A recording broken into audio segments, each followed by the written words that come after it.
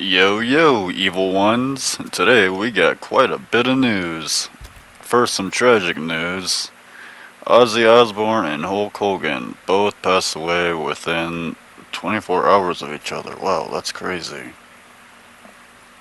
Hulk Hogan passed away of cardiac arrest, and Ozzy Osbourne had his health issues, but let's be honest, when it came down to it, it was old age.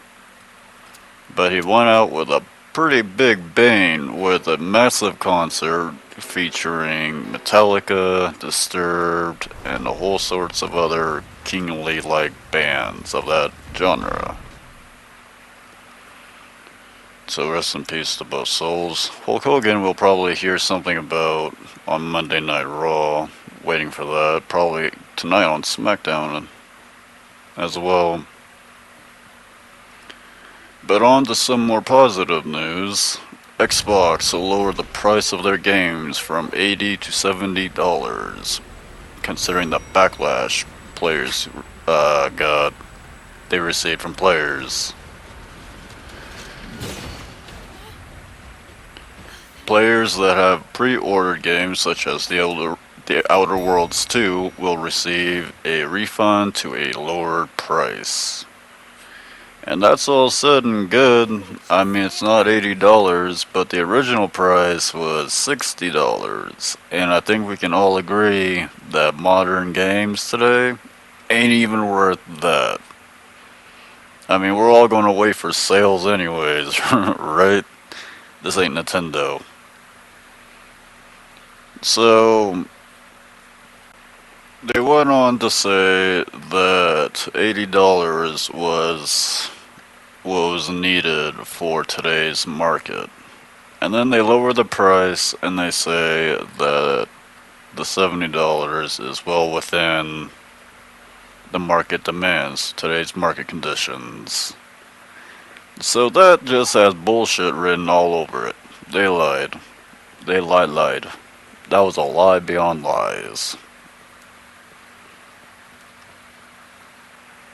Now, games being lowered after their initial price, that's crazy. That is unprecedented, actually.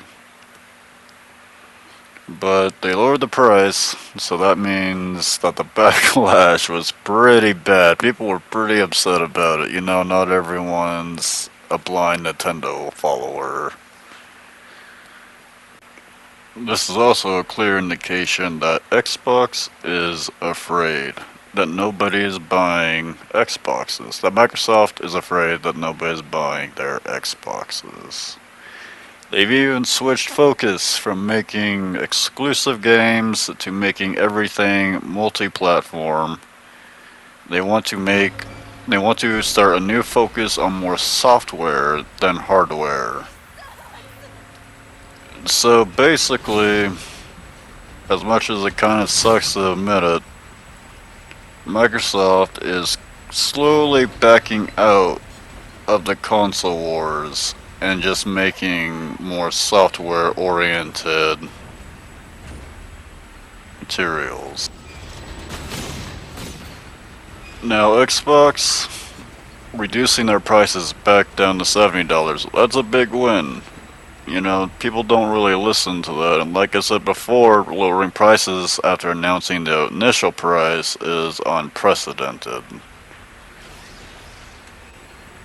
But when you got like petitions of things like stop killing games petitions, for a prime example, maybe raising prices to $80 wasn't such a good idea. You know what I mean?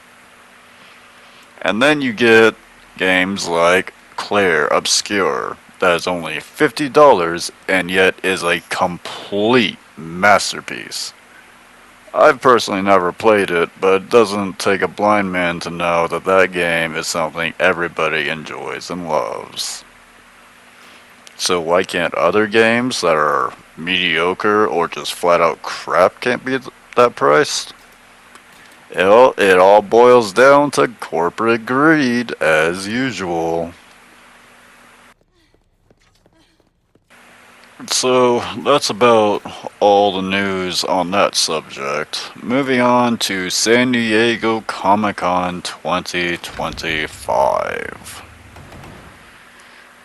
This weekend, starting right now, is Comic Con 2025, and already announced was Marvel Rivals Season 3.2, named King in Black. The synopsis for this new comic book series is as follows.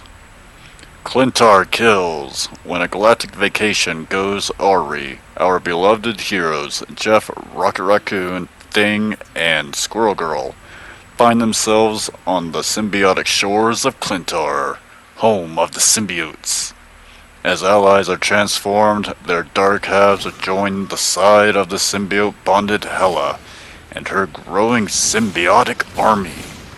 Only two heroes are capable of defeating this growing menace, Blade and Phoenix. But when with their forces scattered, can the Daywalker and the mutant psychic pull their friends out of Clintar Nightmare? Guess we'll find out. So, this second part of Season 3 will be featuring the new duelist named Blade, the Vampire Hunter, the Daywalker. Hela will also be receiving a Queen in Black skin, as well as Venom will be receiving a Phoenix Force skin for this next season.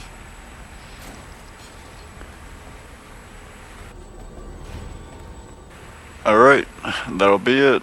Everybody take care. You have a fantastic day, and we will see you next time.